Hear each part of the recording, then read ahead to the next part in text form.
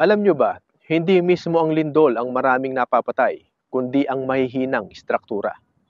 Ayon sa World Health Organization at UNDRR, higit 70% ng casualty sa lindol ay mula sa pagbagsak ng mga gusali, hindi sa pagyanig.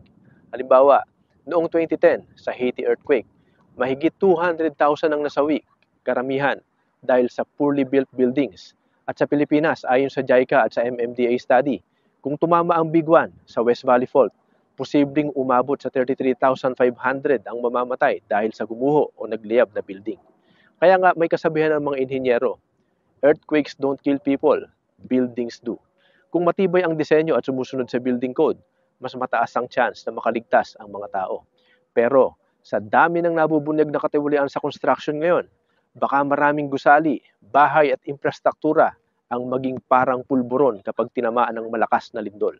Ang matinong inhinyero, buhay at kaligtasan ang iniisip.